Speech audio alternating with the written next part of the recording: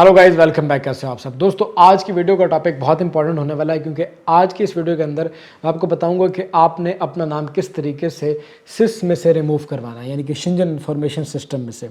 हमें पिछले कुछ अरसे के दौरान यानी कि 2-3 महीनों के अंदर बहुत ज़्यादा रिक्वेस्ट मौसूल हुई ईमेल के ऊपर, वीडियो के कमेंट सेक्शन में, स्पेशली उन लोगों की जो पुर्तगाल में अपने पहले कार्ड का वेट कर रहे हैं और उनका फालता आ गया है कि वो अपना नाम पहले सिस से रिमूव करवाएं तो ही उनको कार्ड इशू किया जाएगा।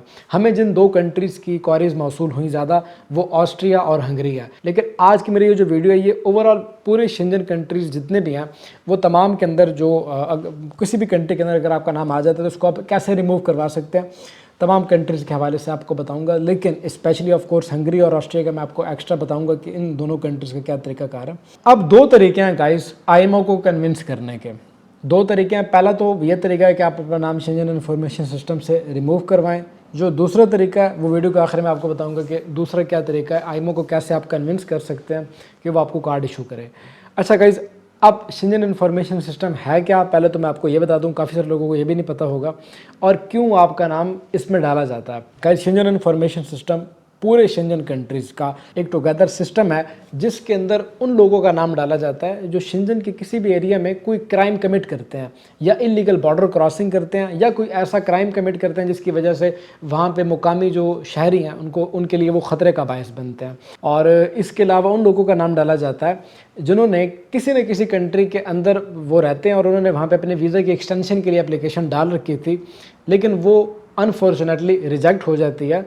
तो अगर वो रिजेक्ट हो जाती है और उनका जो रेजिडेंस परमिट किसी भी कंट्री का था उनके पास और वो उस टाइम पीरियड के अंदर ख़त्म हो जाता है, तो ऐसे लोगों का नाम भी शिंजन इन्फॉर्मेशन सिस्टम में डाल दिया जाता है। अब अगर आपने कोई क्राइम कमिट किया या आपने इलीगल बॉर्डर क्रॉसिंग किया या आप जर्मनी में रहते थे, हंगरी में रहते थे, ऑस्ट्रिया में रहते थे और आपने वहाँ पे अपना वीज़ा एक्सटेंड करवाने के लिए एप्लीकेशन दी थी, लेकिन इमिग्रेशन ने आपका वीज़ा एक्सटेंड नहीं किया और आपका वीज़ा रिजेक्ट कर दिया, तो जब वो आपका वीज़ा रिजेक्ट करते हैं तो जब वो डिसीजन इशू करते हैं उस डिसीजन में लिखा होता है कि आपने अगले इतने दिनों के अंदर अंदर शिंजन एरिया को लीव करना है, और अगर आप शिंजन एरिया को लीव करोगे तो ही आपका नाम शिंजन इन्फॉर्मेशन सिस्टम से हंगरी निकालेगा। अगर आप लीव नहीं करोगे तो आपका नाम नहीं निकाला जाएगा और आपके लिए प्रॉब्लम हो सकती है। तो गाइस, ये है शिंजन इन्फॉर्मेशन सिस्टम और ये वो चीज़ें हैं या ये वो रीज़न्स हैं जिसकी वजह से आपका नाम सिस में डाला जाता है। अच्छा गाइस, अब बहुत से लोगों को ये भी सवाल होता है कि सर मेरा नाम सिस के अंदर 2020 में डाला गया था 3 साल के लिए, तो क्या अब मेरा नाम वहाँ पे नहीं है, रिमूव हो गया मेरा नाम क्योंकि मेरा बैन ख़त्म हो चुका है। तो गाइस, अगर कोई कंट्री आपका नाम सिस में डालता है तो ऑफ कोर्स आपको शिंजन से निकलने के लिए कह देते हैं कि आप शिंजन की जो टेरिटरी है उसको लीव कर दें इतने टाइम पीरियड के अंदर अंदर, और अगर आप लीव नहीं करेंगे तो आपको बैन कर दिया जाएगा शिंजन के अंदर इतने साल के लिए, 4 साल के लिए, 5 साल के लिए, कुछ कंट्रीज 3 साल के लिए करते हैं। तो बहुत से लोगों के माइंड में ये होता है कि जब हमारा वो टाइम ख़त्म हो जाएगा, यानी कि जो हमें बैन कर रखा है उस कंट्री ने 3 साल के लिए या 5 साल के लिए, तो उसके बाद हमारा नाम ऑटोमेटिकली वो सिस से रिमूव कर देंगे।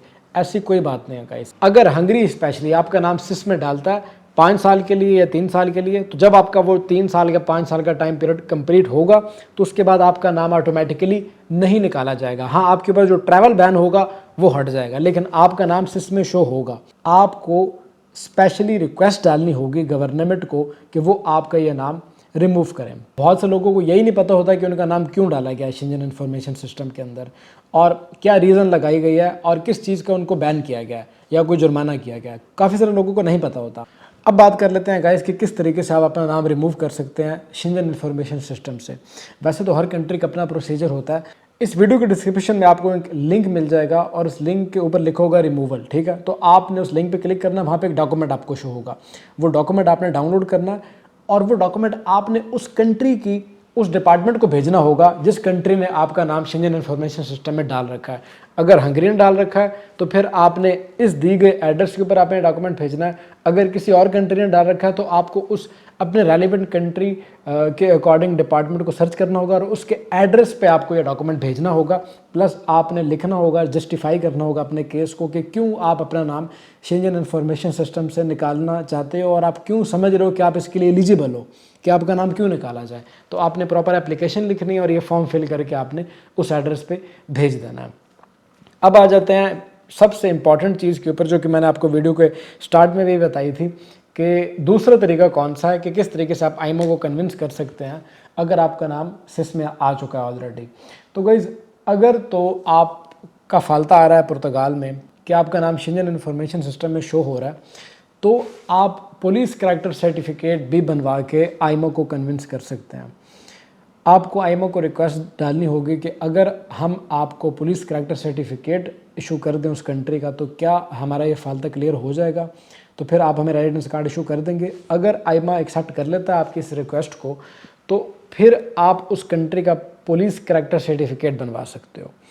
पुलिस करैक्टर सर्टिफिकेट अगर आपने हंगरी का या ऑस्ट्रिया का बनवाना है, अगर आपने स्लोवाकिया का, स्लोवेनिया का, इवन के अगर आपने क्रोएशिया का भी बनवाना है, तो भी आप हमसे इस दी गई ईमेल एड्रेस के ऊपर रब्ता कर सकते हैं। हमारी टीम आपको गाइड कर देगी कि किस तरीके से हम आपको पीसीसी बनवा के दे सकते हैं इन कंट्रीज़ का। तो अगर आप पीसीसी बनवा के आईएमओ को सबमिट कर देते हो, तो भी आपका जो केस होगा, जो प्रोसीजर चल रहा होगा, वो आपका फाल्ता क्लियर हो जाएगा और आपको रेजिडेंस कार्ड इशू हो जाएगा। ये एक दूसरा तरीका है कि इस तरीके से आप अपना कार्ड ले सकते हैं। इस पीसीसी मिलने के बाद आपका नाम तो रिमूव नहीं होगा सिस से, लेकिन पुर्तगाल की जो इमिग्रेशन अथॉरिटी है आईमा, वो आपको कार्ड इशू कर देगी। बहुत से सिनेरियो में देखने में आया है, बहुत सारे केसेस के अंदर, कि आईमा पीसीसी की बेस पे भी आपको कार्ड इशू कर देती है। तो गाइस, ये शेंजन इन्फॉर्मेशन सिस्टम की कुछ डिटेल थी। आई होप कि मैंने आज की इस वीडियो में आपको काफ़ी सारी इन्फॉर्मेशन दी होगी। एक और वीडियो भी बनाऊंगा शेंजन इन्फॉर्मेशन सिस्टम के अंदर, जिसके अंदर आपको बताऊंगा कि पूरे शेंजन के अंदर जितने भी कंट्रीज़ हैं, किस कंट्री के अंदर कौन सा एग्जैक्ट डिपार्टमेंट है जो कि इस शेंजन इन्फॉर्मेशन सिस्टम के प्रोसेस को डील करता है, और कौन सा एग्जैक्ट लोकेशन है जहाँ पे आपने ये लेटर भेजना होगा, और किस तरीके से आप अपने इस नेम को रिमूव करवा सकते हैं सिस से। तो उसके हवाले से एक दूसरी वीडियो बनाऊंगा। आई होप कि मेरी आज की वीडियो आपके लिए काफ़ी इन्फॉर्मेटिव रहेगी। अगर वीडियो अच्छी लगी हो और इन्फॉर्मेटिव लगी हो तो वीडियो को लाइक कीजिएगा। कोई भी आपकी क्वारीज हो तो आप वो दिए गए इस ईमेल एड्रेस के ऊपर वीडियो को कमेंट सेक्शन में पूछ सकते हैं, और अगर आपको कोई सर्विस चाहिए हो तो उसके लिए भी आप इस दिए गए ईमेल एड्रेस के ऊपर रब्ता कर सकते हैं। इसी के साथ आप ज़िशान आसिम को दीजिएगा इजाज़त। मिलते हैं इस तरह की किसी अगली वीडियो में, तब तक के लिए टेक केयर, अल्लाह हाफिज़।